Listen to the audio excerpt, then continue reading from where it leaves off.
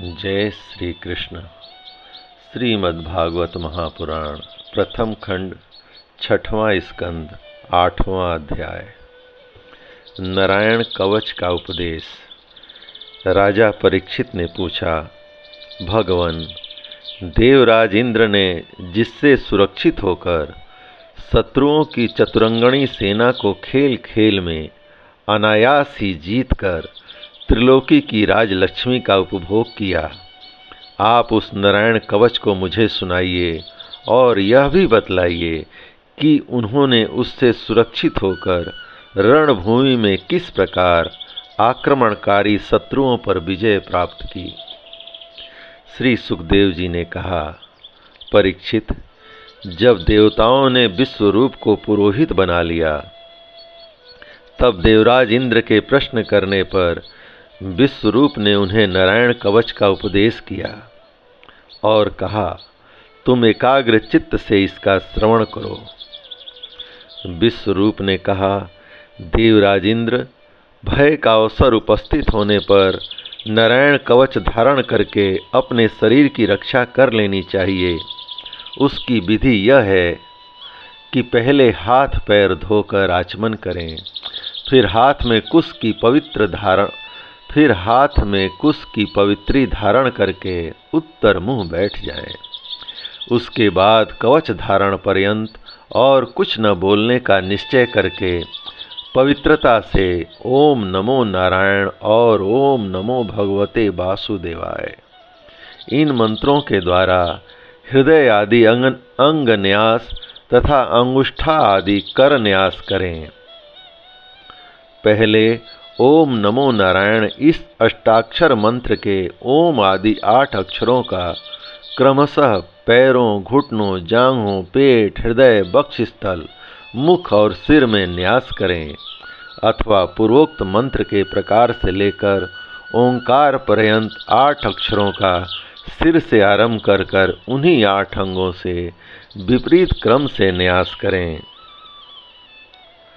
तदंतर ओम नमो भगवते वासुदेवाय इस 12 अक्षर मंत्र के ओम आदि 12 अक्षरों का दाईं तर्जनी से बाईं तर्जनी तक दोनों हाथ की 8 अंगुलियों और दोनों अंगूठों की 2-2 गांठों में न्यास करें। फिर ओम विष्णवे नमः इस मंत्र के पहले अक्षर ओम का हृदय में, वी का ब्रह्मरांध्र में, स का भौहों के बीच में, ण का चोटी में, वे का दोनों नेत्रों में और न का शरीर की सब गांठों में न्यास करें। तदंतर ओम मह अस्त्राय फट कहकर दिग्बंध करें।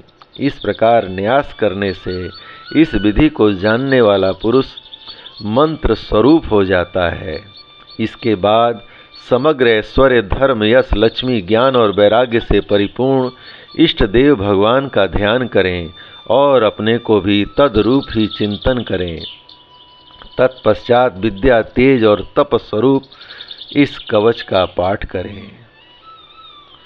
भगवान श्री हरि गरुण जी की पीठ पर अपने चरण कमल रखे हुए हैं और इमादि 8 सिद्धियां उनकी सेवा कर रही हैं। 8 हाथों में शंख, चक्र, ढाल, तलवार, गदा, बाण, धनुष और पास धारण किए हुए हैं। वे ही ओंकार स्वरूप प्रभु सब प्रकार से सब ओर से मेरी रक्षा करें। मत्स्य मूर्ति भगवान जल के भीतर जल जंतुओं से और वरुण के पास से मेरी रक्षा करें।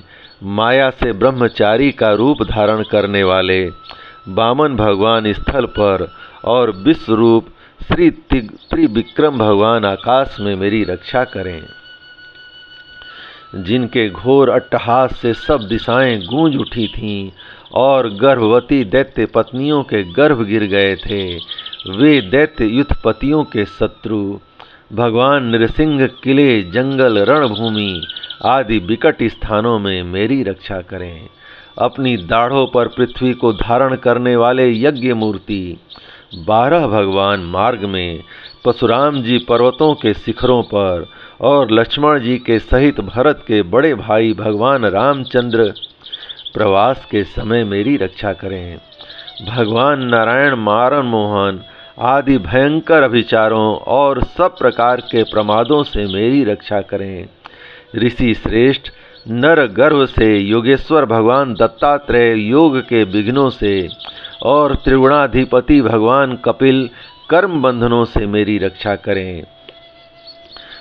परमर्षि सनत कुमार कामदेव से हृदय ग्रीव भगवान मार्ग में चलते समय देव मूर्तियों को नमस्कार आदि न करने के अपराध से, देवर्षि नारद सेवा अपराधों से और भगवान कच्छप सब प्रकार के नरकों से मेरी रक्षा करें। भगवान धन्वंतरी कुपथ्य से, जितेंद्रीय भगवान ऋषभ देव सुख दुख आदि भयदायक द्वंद्वों से, यज्ञ भगवान लोकोपवाद से, बलराम जी मनुष्यकृत कष्टों से और शेष जी क्रोधवश नामक सर्पों के गण से मेरी रक्षा करें। भगवान कृष्ण द्वैपायन व्यास जी अज्ञान से तथा बुद्धदेव पाखंडियों से और प्रमाद से मेरी रक्षा करें। धर्म रक्षा के लिए महान अवतार धारण करने वाले भगवान कल्कि पाप बहुल कलिकाल के दोषों से मेरी रक्षा करें।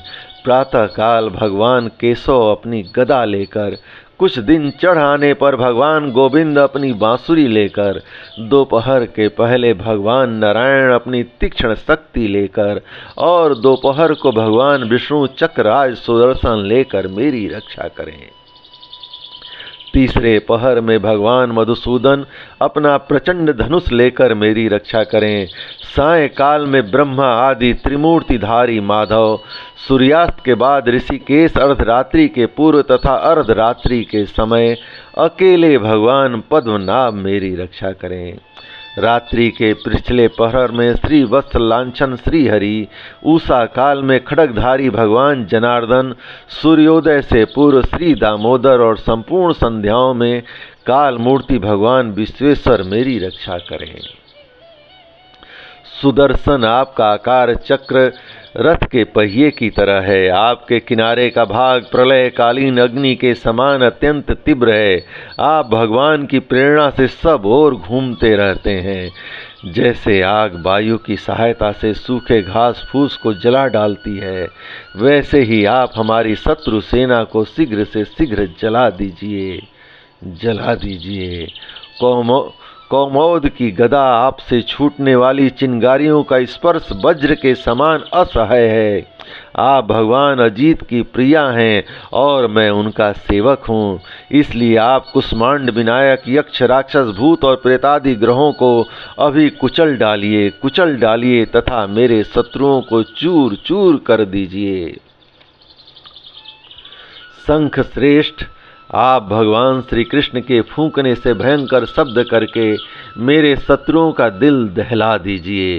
एवं यातुधान प्रमथ प्रेत मातृका पिशाच तथा ब्रह्म राक्षस आदि भयाओं ने प्राणियों को यहाँ से झटपट भगा दीजिए। भगवान की प्यारी तलवार, आपकी धार बहुत तीक्ष्ण है। आप भगवान की प्रेरणा से मेरे शत्रुओं को छिन्न भिन्न कर दीजिए। भगवान की प्यारी ढाल, आप में सैकड़ों चंद्राकार मंडल हैं। आप पाप दृष्टि पापात्मा शत्रुओं की आंख बंद कर दीजिए और उन्हें सदा के लिए अंधा बना दीजिए। सूर्य आदि ग्रह, धूम केतु, पुक्षल तारे आदि केतु, दुष्ट मनुष्य, सर्पादि रेंगने वाले जंतु, दाढ़ों वाले हिंसक पशु, भूत प्रेत आदि तथा पापी प्राणियों से हमें जो जो भय हो और जो जो हमारे मंगल के विरोधी हों, वे सभी भगवान के नाम रूप तथा आयुधों का कीर्तन करने से तत्काल नष्ट हो जाएं। बृहद रथंतर आदि सामवेदी स्त्रोतों से जिनकी स्तुति की जाती है, वे वेद मूर्ति भगवान गरुड़ और विश्वक्सेन जी अपने नामोच्चारण के प्रभाव से हमें सब प्रकार की विपत्तियों से बचाएं। श्री हरि के नाम रूप वाहन आयुध और श्रेष्ठ पार्षद हमारी बुद्धि, इंद्रिय, मन और प्राणों को सब प्रकार आपत्तियों से बचाएं। जितना भी कार्य अथवा कारण रूप जगत है, वह वास्तव में भगवान ही है। इस सत्य के प्रभाव से हमारे सारे उपद्रव नष्ट हो जाएं। जो लोग ब्रह्म और आत्मा की एकता का अनुभव कर चुके हैं, उनकी दृष्टि में भगवान का स्वरूप समस्त विकल्पों भेदों से रहित है। फिर भी वे अपनी माया शक्ति के द्वारा भूषण, आयुध और रूप नामक शक्तियों को धारण करते हैं। यह बात निश्चित रूप से सत्य है। इस कारण सर्वज्ञ सर्वव्यापक भगवान श्री हरि सदा सर्वत्र सब रूपों से, सब स्वरूपों से हमारी रक्षा करें। जो अपने भयंकर अट्टहास से सब लोगों के भय को भगा देते हैं और अपने तेज से सबका तेज ग्रस लेते हैं, वे भगवान नृसिंह दिशा विदिशा में नीचे ऊपर बाहर भीतर सब ओर मेरी रक्षा करें, हमारी रक्षा करें। देवराज इंद्र, मैंने तुम्हें यह नारायण कवच सुना दिया। इस कवच से तुम अपने को सुरक्षित कर लो, बस फिर तुम अनायास ही सब दैत्य युद्धपतियों को जीत लोगे। इस नारायण कवच को धारण करने वाला पुरुष जिसको भी अपने नेत्रों से देख लेता है अथवा पैर से छू देता है, वह तत्काल समस्त भयों से मुक्त हो जाता है। जो इस वैष्णवी विद्या को धारण कर लेता है, उसे राजा, डाकू, प्रेत, पिशाच आदि और बाघ आदि हिंसक जीवों से कभी किसी प्रकार का भय नहीं होता। देवराज, प्राचीन काल की बात है, एक कौशिक गोत्री ब्राह्मण ने इस विद्या को धारण करके योग धारणा से अपना शरीर मरुभूमि में त्याग दिया। जहाँ उस ब्राह्मण का शरीर पड़ा था, उसके ऊपर एक दिन गंधर्वराज चित्ररथ अपनी स्त्रियों के साथ विमान पर बैठकर निकले।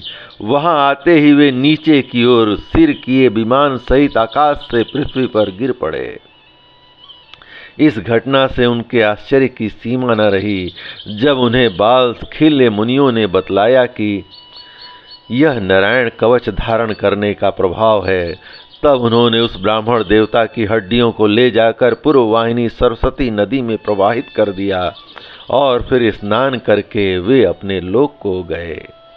श्री सुखदेव जी कहते हैं, परीक्षित, जो पुरुष इस नारायण कवच को समय पर सुनता है और जो आदर पूर्वक इसे धारण करता है, उसके सामने सभी प्राणी आदर से सिर झुकाते हैं और वह सब प्रकार के भयों से मुक्त हो जाता है। परीक्षित, सतक्रतु इंद्र ने आचार्य विश्वरूप जी से यह वैष्णवी विद्या प्राप्त करके रणभूमि में असुरों को जीत लिया और वे त्रिलोक्य लक्ष्मी का उपभोग करने लगे। जय श्री कृष्ण। इस प्रकार भगवान श्री कृष्ण की कृपा से श्रीमद् भागवत महापुराण प्रथम खंड षष्ठम स्कंद का 7वां अध्याय संपूर्ण हुआ। जय श्री कृष्ण, जय श्री कृष्ण।